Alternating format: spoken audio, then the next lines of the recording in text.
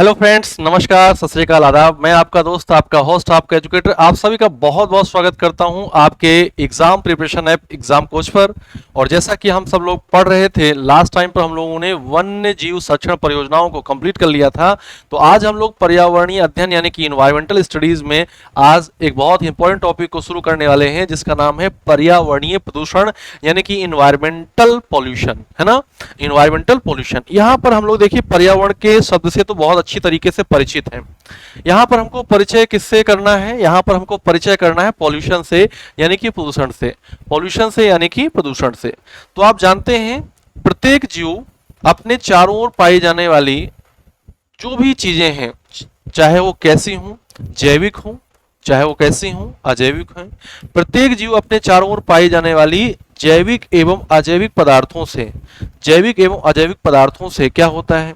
जैविक एवं अजैविक पदार्थों से प्रभावित होता है। प्रत्येक जीव अपने चारों ओर पाए जाने वाले बायोटिक एंड अबायोटिक सब्सटेंसेस से क्या होगा? प्रभावित होगा। सुन रहे हैं? जैविक यानी कि बायोटिक, जैविक यानी कि बायोटिक सब्सटेंस, जैविक यानी कि बायोटिक, और अजैविक यानी कि अबायोटिक, जैविक यानी कि बायोटिक और अजैविक यानी कि अबायोटिक। प्रत्येक जीव अपने चारों ओर पाए जाने वाले जैविक एवं अजैविक पदार्थों से प्रभावित होता है। क्या होता है? प्रभावित होता है।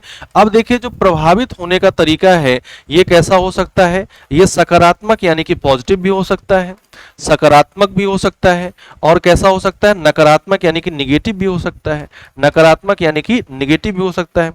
प्रत्येक जीव अपने चारों ओर, प्रत्येक जीव अपने चारों ओर पाए जाने वाले जैविक एवं अजैविक पदार्थों से प्रभावित होता है। सकारात्मक प्रभाव यानी कि पॉजिटिव इफेक्ट आता है और निगेटिव इफेक्ट आता है। यदि पॉजिटिव इफेक्ट आ रहा है, यदि जीव के चारों ओर पाई जाने वाली जो वस्तुएं हैं या जो पदार्थ हैं जो कि जैविक एवं अजैविक हैं, यदि जीवों को कैसा प्रभाव डाल रहे हैं? सकारात्मक प्रभाव डाल रहे हैं, सकारात्मक प्रभाव डाल रहे हैं, तो सकारात्मक प्रभाव जो है ये क्या करेगा? ये जीव के जीवन निर्वाह में आसानी रखेगा। जीवों का जीवन निर्वाह यहाँ पर आसानी से होगा, जीव अपनी सभी जैविक क्रियाओं को आसानी से कर पाएगा।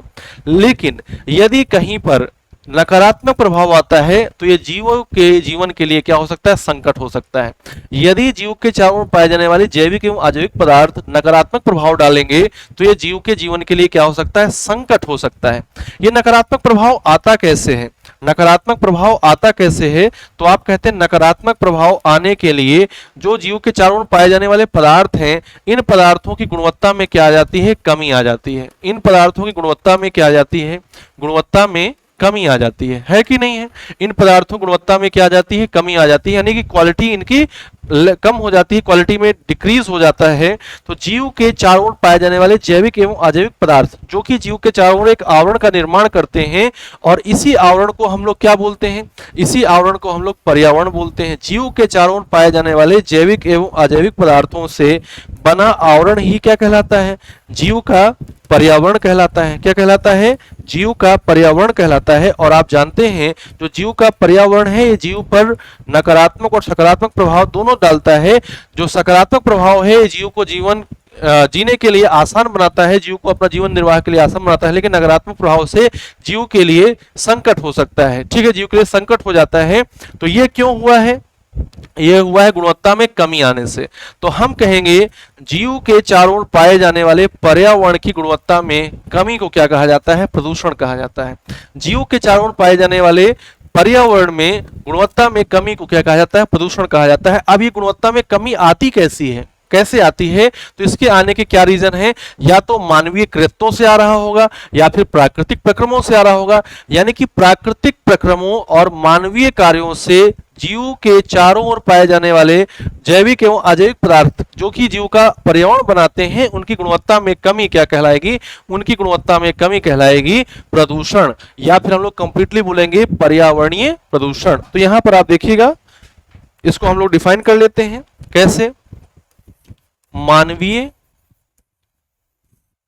कृत्यों, मानवीय कृत्यों एवं प्राकृतिक प्रक्रमों, मानवीय कृत्यों एवं प्राकृतिक प्रक्रमों, मानवीय कृत्यों एवं प्राकृतिक प्रक्रमों द्वारा पर्यावरण की गुणवत्ता में कमी, पर्यावरण की गुणवत्ता में कमी। ध्यान दीजिएगा, पर्यावरण की गुणवत्ता में कमी कैसे आ रही है? मानवीय कृत्यों द्वारा, या फिर आप कहेंगे कैसे? प्राकृतिक प्रक्रमों द्वारा।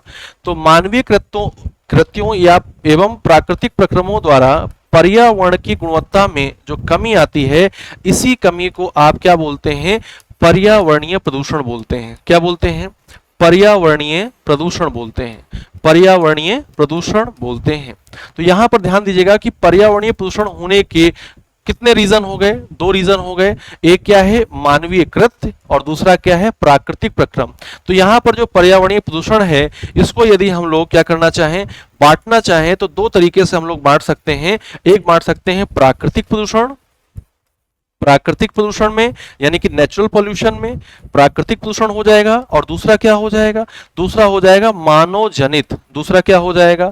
मानव जनित प्रदूषण। दूसरा क्या हो जाएगा?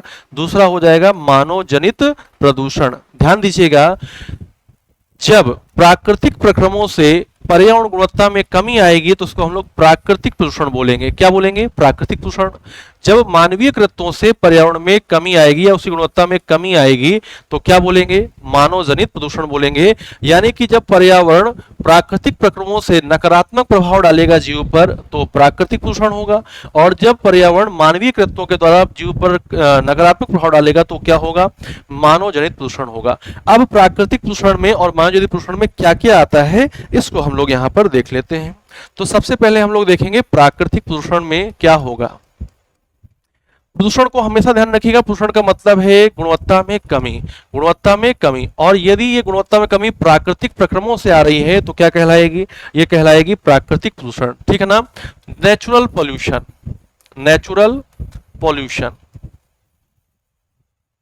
Natural pollution. प्राकृतिक प्रदूषण क्या है? प्राकृतिक प्रदूषण, प्राकृतिक प्रदूषण क्या है? तो आप कहेंगे प्राकृतिक प्रक्रमों, प्राकृतिक प्रक्रमों, इसको आप बोलेंगे नेचुरल प्रोसेस। प्राकृतिक प्रक्रमों के द्वारा, प्राकृतिक प्रक्रमों के द्वारा पर्यावरण की गुणवत्ता में कमी, पर्यावरण की गुणवत्ता में कमी। ठीक है ना? पर्यावरण की गुणवत्ता में कमी क्या कहलाएगी? पर्यावरण गुणवत्ता में कमी क्या कहलाएगी? पर्यावरण गुणवत्ता में कमी कहलाएगी प्राकृतिक प्रदूषण। अब कौन कौन से प्राकृतिक प्रक्रम हैं जिनसे कि नेचुरल पोल्यूशन होता है? तो यहां पर आप देखिएगा, मैं एक एक एग्जांपल लिखते जा रहा हूं, बताइएगा। भूकंप, जिसको आप अर्थक्वेक कहते हैं, भूकंप जिसको आप क्या कहते हैं? अर्थक्वेक कहते हैं। ये पर्यावरण गुणवत्ता में कमी लाएगा कि नहीं लाएगा? बिल्कुल लाएगा। अर्थक्वेक जो है ये पर्यावरण गुणवत्ता में कमी लाएगा। ऐसा स्थान जहां पर भूकंप आया होगा या आ चुका होगा, आप बोलेंगे ना, ऐसे स्थानों पर जो पर्यावरण या जीव के चारों ओर पाए जाने वाली जो पदार्थ हैं उनमें काफी प्रभाव पड़ा होगा। कैसा प्रभाव पड़ा होगा? नकारात्मक प्रभाव पड़ा होगा। दूसरी बात करें तो ज्वालामुखी विस्फोट है। दूसरा क्या है? ज्वालामुखी विस्फोट। ज्वालामुखी विस्फोट को आप क्या बोलेंगे?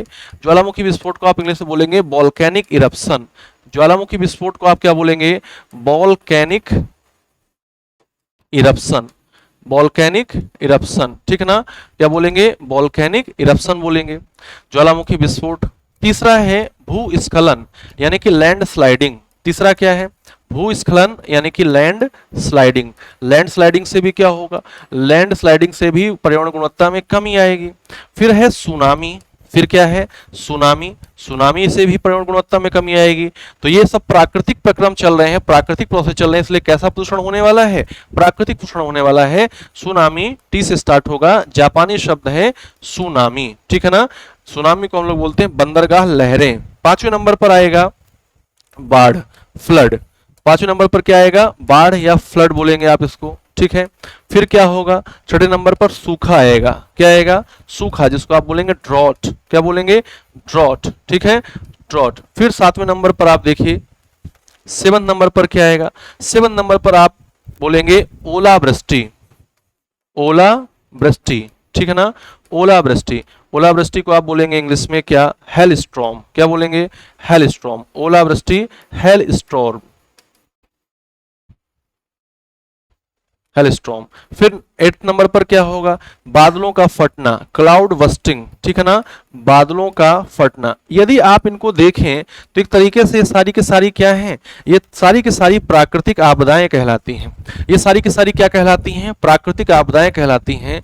और प्राकृतिक आपदाएं हमेशा क्या करती हैं, पर्यावरण की गुणवत्ता में कमी लाती हैं। प्राकृतिक आपदाएं क्या करती हैं, नेचुरल डिजास्टर क्या करती हैं, नेचुरल डिजास्टर हमेशा पर्यावरण की गुणवत्ता में कमी लाती हैं। अब बात ध्यान से सुनिएगा, यहां पर यदि आपसे ये सारे ऑप्शन देकर पूछा जाए कि भारतवर्ष में कौन सी ऐसी प्राकृतिक आपदा है जो फ्लुएंट आती है, यानी कि लगातार हर वर्ष यहां पर वो चीज पहुंचती ही पहुंचती है, तो देखिए हमारे यहां पर भारतवर्ष में सबसे ज्यादा जो फ्लुएंट आता है प्राकृतिक आपदा वो क्या है, बाढ़ है। क्या है, बाढ़ है, फ्लड है।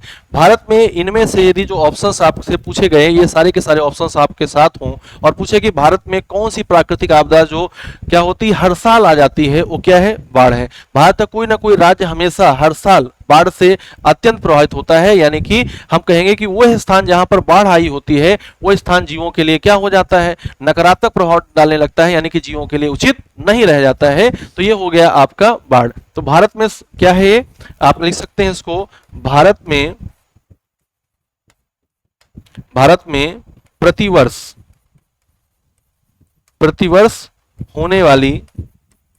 होने वाली आपदा, भारत में प्रतिवर्ष होने वाली आपदा, ठीक है, भारत में प्रतिवर्ष होने वाली आपदा। नेक्स्ट बात करते हैं हम लोग इसकी, नेक्स्ट हम लोग बात करेंगे अब मानव जनित प्रदूषण की। वेरी वेरी इंपॉर्टेंट, क्योंकि हम लोगों का जो प्रदूषण है ना, जिसको हमको रोकना है, जिसको हमें ज्यादा समझना है, वो क्या है, मानव जनित प्रदूषण ही है। क्योंकि हम लोग प्राकृतिक आपदाओं पे तो हमारा बस नहीं है, प्राकृतिक आपदाओं के प्रभाव को कम किया जा सकता है, उनकी जानकारी प्राप्त करें कि प्राकृतिक आपदा कब और कहां आने वाली है, ठीक है ना। लेकिन जो मानव जनित प्रदूषण है ये मानवीय क्रियाओं से उत्पन्न होते हैं। अच्छा, इनको कहते क्या है, इनको इंग्लिश में ध्यान रखिएगा, इंग्लिश में बोलते हैं एंथ्रोपोजेनिक। क्या बोलते हैं, एंथ्रोपोजेनिक, ठीक है ना, एंथ्रोपोजेनिक पॉल्यूशन, एंथ्रोपोजेनिक प्रदूषण बोलते हैं। ये आपका टर्म जरूर यूज होगा। एंथ्रोपोजेनिक का मतलब होता है मानव से संबंधित, एंथ्रोपोजेनिक का मतलब क्या होता है, मानव से संबंधित। तो मानव जनित प्रदूषण यानी कि एंथ्रोपोजेनिक पोल्यूशन आप किसे कहते हैं, मानव जनित प्रदूषण यानी कि एंथ्रोपोजेनिक पोल्यूशन आप किसे कहते हैं, तो आप कहेंगे मानवीय क्रियाकलापों से पर्यावरण गुणवत्ता में होने वाली जो कमी है वो मानवीय प्रदूषण या कह सकते हैं मानव जनित प्रदूषण कहलाती है। तो यहां पर लिख सकते हैं मानवीय क्रियाकलापों, मानवीय क्रियाकलापों, मानवीय क्रियाकलापों, मानवीय क्रियाकलापों से, मानवीय क्रियाकलापों से पर्यावरण की, मानवीय क्रियाकलापों से पर्यावरण की गुणवत्ता में कमी, पर्यावरण की गुणवत्ता में कमी, बोलो क्या कहलाएगी, मानवीय क्रियाकलापों से पर्यावरण की गुणवत्ता में कमी कहलाएगी मानव जनित प्रदूषण। कौन कौन से मानवीय क्रियाकलाप हैं जिनसे कि पर्यावरण गुणवत्ता में कमी आएगी, तो यहां पर मैं लिख रहा हूं, ध्यान से आप बताइएगा कि आप सहमत हैं कि नहीं सहमत हैं। तो सबसे पहले यदि हम लोग बात करें तो सबसे पहले आएगा वनोन्मूलन, वनोन्मूलन यानी कि आप इसको बोलते हैं डिफोरेस्टेशन, वनोन्मूलन यानी कि डिफोरेस्टेशन, वनों की लगातार कटाई, वनों की अंधाधुंध कटाई, वृक्षों को क्या करना है, जल्दी जल्दी काटते रहना है, यानी कि जो हम लोग की प्रकृति के क्या कहे जाते हैं, प्रकृति के संरक्षक कहे जा रहे हैं, यानी कि जो प्रकृति को बचाने में काम आ रहे हैं हरे पेड़ पौधे, उनको हम लोग लगातार काटते जाएंगे। तो बताइएगा प्रकृति में या फिर हम लोग कहेंगे पर्यावरण में गुणवत्ता में कमी आएगी कि नहीं आएगी, तो वनोन्मूलन हो गया। दूसरा क्या है, दूसरा है जीवाश्म ईंधनों का अत्यधिक प्रयोग, जीवाश्म ईंधनों का अत्यधिक प्रयोग, जितना जीवाश्म ईंधनों का प्रयोग होता जाएगा उतना ही पर्यावरण की गुणवत्ता में क्या आएगी, कमी आएगी। जीवाश्म ईंधनों का अत्यधिक प्रयोग, जीवाश्म ईंधनों का अत्यधिक प्रयोग, ठीक है, जीवाश्म ईंधनों का अत्यधिक प्रयोग। इसके बाद नेक्स्ट पॉइंट आता है आपका, नेक्स्ट पॉइंट आता है वाहनों का अत्यधिक प्रयोग, वाहनों का जितना अधिक प्रयोग होगा उतना जीवाश्म ईंधनों का प्रयोग होगा, वाहनों का अत्यधिक प्रयोग, वाहनों का अधिकाधिक, है ना, वाहनों का अधिकाधिक प्रयोग,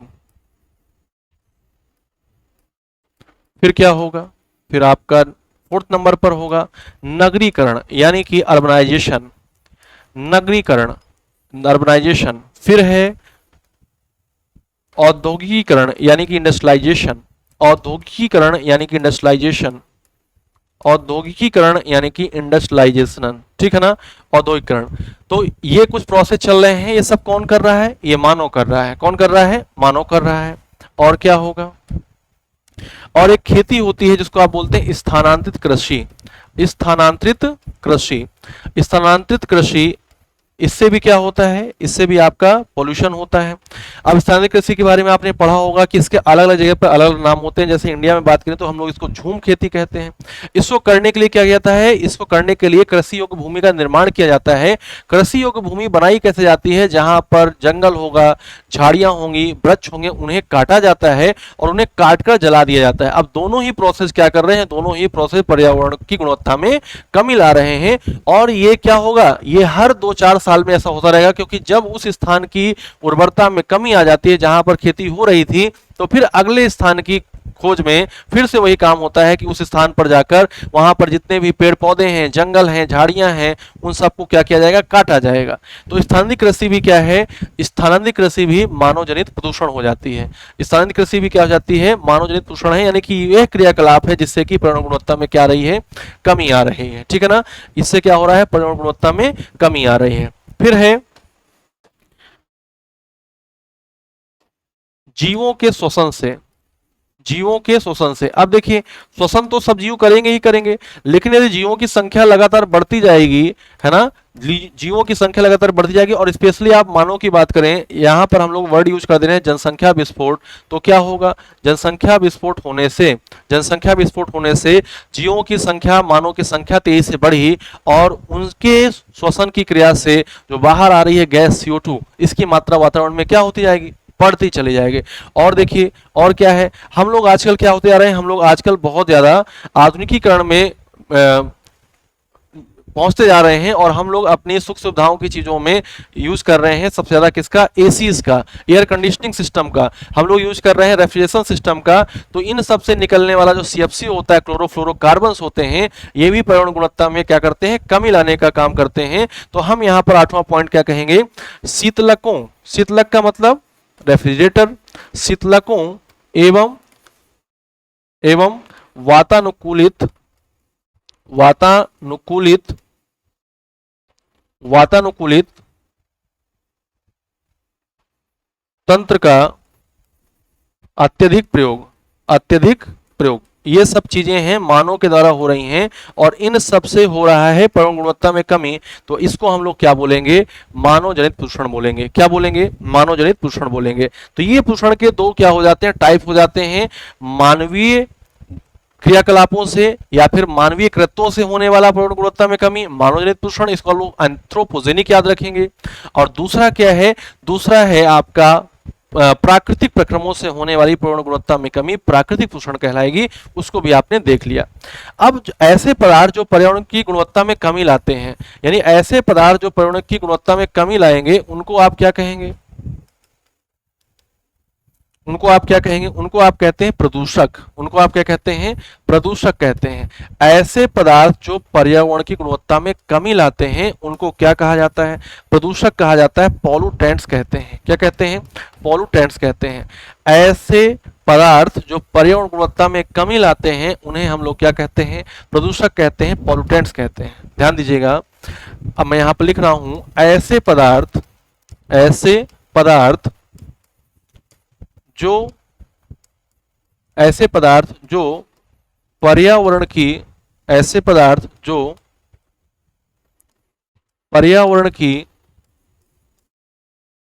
गुणवत्ता में, गुणवत्ता में कमी लाते हैं, क्वालिटी में कमी लाते हैं, कमी लाते हैं, क्या कहलाएंगे, प्रदूषक कहलाएंगे। क्या कहलाएंगे, प्रदूषक कहलाएंगे। ध्यान दीजिएगा, ऐसे पदार्थ जिनसे पर्यावरण गुणवत्ता में कमी आती है, ऐसे पदार्थ जो पर्यावरण गुणवत्ता में कमी लाते हैं, उन्हें हम लोग क्या कहते हैं, प्रदूषक कहते हैं। और ये दो प्रकार के होते हैं। कितने प्रकार के होते हैं, दो प्रकार के होते हैं। एक ऐसे पदार्थ जो आसानी से सूक्ष्म जीवों द्वारा अपघटित हो जाते हैं, उनको हम लोग बोलते हैं अपघटनीय प्रदूषक। क्या बोलते हैं? अपघटनीय प्रदूषक बोलते हैं। आप इनको इंग्लिश में बोलते हैं बायोडिग्रेडेबल। क्या बोलते हैं? बायोडिग्रेडेबल बोलते हैं। बायोडिग्रेडेबल बोलते हैं। ध्यान दीजिएगा, बायोडिग्रेडेबल क्या है? बायोडिग्रेडेबल पॉल्यूटेंट्स क्या हैं? ऐसे पदार्थ जो आसानी से क्या हो जाते हैं, आसानी से अपघटित होकर अपने नकारात्मक प्रभाव को खो देते हैं। यानी कि ये बहुत ज्यादा प्रदूषण करने में, या कह सकते हैं गुणवत्ता में कमी लाने का बहुत ज्यादा काम नहीं कर पाते हैं। दूसरे जो होते हैं उनको आप क्या कहते हैं? उनको आप कहते हैं अनअपघटनीय। दूसरों को आप क्या कहते हैं? अनअपघटनीय प्रदूषक कहते हैं। इनको आप इंग्लिश में बोलते हैं नॉन बायोडिग्रेडेबल। क्या बोलते हैं? Non biodegradable. Non biodegradable pollutants कहते हैं। नॉन बायोडिग्रेडेबल पॉल्यूटेंट्स कहते हैं। तो अभी हम लोग इनको थोड़ा थोड़ा देख लेते हैं अलग से, और इनसे जो भी संबंधित एग्जाम्पल्स हैं उनको भी हम लोग कवर कर लेते हैं। तो सबसे पहले आप देखिए, हम लोग बात कर रहे हैं किसकी? अपघटनीय की। अपघटनीय प्रदूषक। अपघटनीय प्रदूषक को और क्या कहते हैं? अपघटनीय प्रदूषक को और कहते हैं जैव निम्नीकरक। जैव निम्नीकरण प्रदूषक। जैव निम्नीकरण प्रदूषक बोलते हैं। और इंग्लिश में इनके लिए टर्म यूज कर रहे हैं आप बायोडिग्रेडेबल। आप इंग्लिश में इनके लिए टर्म यूज कर रहे हैं बायोडिग्रेडेबल, है ना? Biodegradable pollutants. बायोडिग्रेडेबल पॉल्यूटेंट्स आप इनके लिए टर्म यूज कर रहे हैं। सुनना ध्यान से, अपघटनीय का मतलब होता है अपघटन योग्य। ठीक है। जैव निम्नीकरण का मतलब है जीवों के द्वारा जिनका नकारात्मक प्रभाव कम से कम हो सके, निम्न हो सके, कम हो सके, जैव निम्नीकरण या जैव निम्नीकरण कहलाते हैं। तो यहां पर हम लोग कहेंगे ऐसे प्रदूषक, क्योंकि प्रदूषक ही तो हैं ये, ऐसे प्रदूषक जो सूक्ष्म जीवों द्वारा, ऐसे प्रदूषक जो सूक्ष्म जीवों द्वारा आसानी से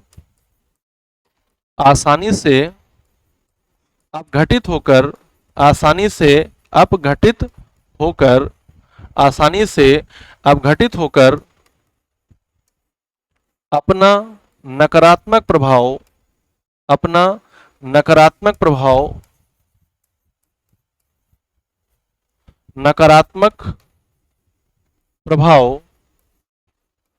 खो देते हैं।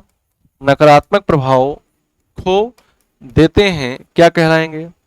नकारात्मक प्रभाव खो देते हैं, क्या कहलाएंगे? जैव निम्नीकरक, या फिर क्या कहलाएंगे? अपघटनीय प्रदूषक कहलाएंगे, या फिर बायोडिग्रेडेबल पॉल्यूटेंट्स कहेंगे।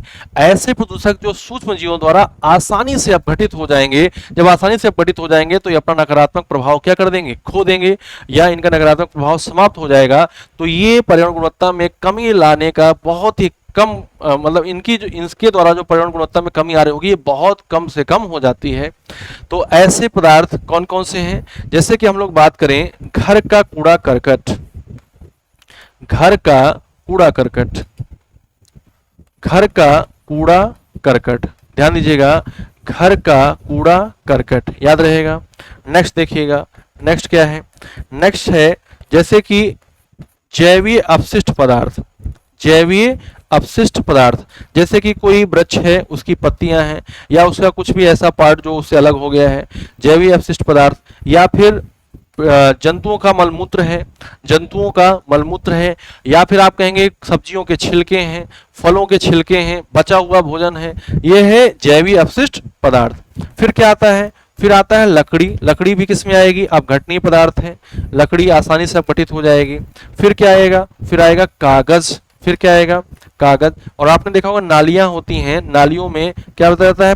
नालियों में बहता रहता है बेकार पदार्थ, अपशिष्ट पदार्थ, उसको हम लोग बोलते हैं वाहित मल। क्या बोलते हैं? वाहित मल। और उसके लिए टर्म यूज किया जाता है सीवेज। उसके लिए टर्म यूज किया जाता है क्या? सीवेज। ठीक है ना, उसके लिए टर्म यूज किया जाता है क्या? सीवेज। तो ये क्या हो जाता है? ये सब ऐसे पदार्थ हैं जो आसानी से अपघटित हो जाते हैं।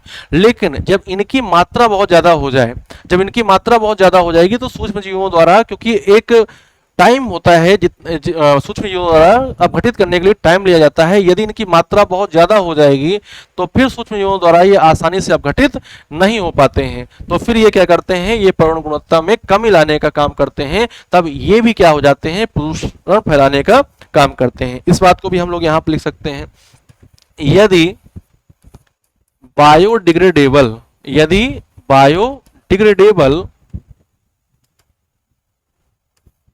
यदि बायोडिग्रेडेबल पॉल्यूटेंट्स की मात्रा, यदि बायोडिग्रेडेबल पॉल्यूटेंट्स की मात्रा क्या होगी, यदि बढ़ेगी, यदि बायोडिग्रेडेबल पॉल्यूटेंट्स की मात्रा क्या होगी, बढ़ेगी, तो सूक्ष्म जीवों द्वारा ये क्या होगा, आसानी से अपघटित नहीं होंगे। तो क्या करेंगे, सूक्ष्म जीवों द्वारा, सूक्ष्म जीवों द्वारा, सूक्ष्म जीवों द्वारा आसानी से अपघटित नहीं, सूक्ष्म जीवों द्वारा आसानी से अपघटित नहीं होते, नहीं होते। तो फिर ये क्या करेंगे, तो फिर यही बायोडिग्रेडेबल जो हैं ये क्या करेंगे, ये पर्यावरण में रहकर उसकी गुणवत्ता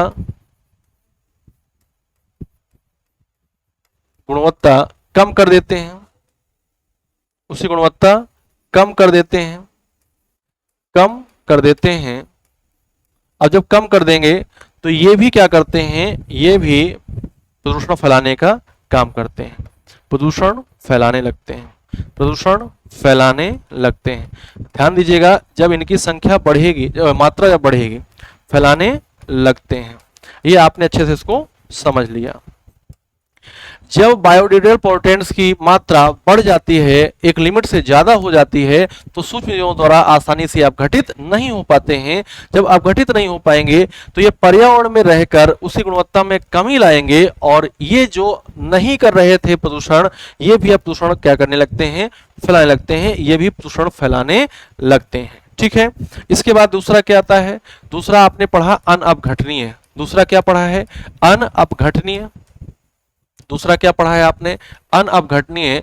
इसको हम लोग और क्या कह रहे थे, इसको हम लोग कह रहे थे जैव अनिम्नीकरण। नाम से ही आप जान जाओगे, जो कि सूक्ष्म जीवों द्वारा आसानी से अपने नकारात्मक प्रभाव को कम नहीं करते हैं, यानी कि जैव अनिम्नीकरण, है ना, प्रदूषक कहलाएंगे, जैव निम्नीकरण प्रदूषक, जैव अनिम्नीकरण प्रदूषक, इनको आप बोलेंगे इंग्लिश में नॉन बायोडिग्रेडेबल, नॉन बायोडिग्रेडेबल, है ना, non biodegradable pollutants, non biodegradable pollutants, non biodegradable pollutants. Okay, non biodegradable pollutants बोलेंगे।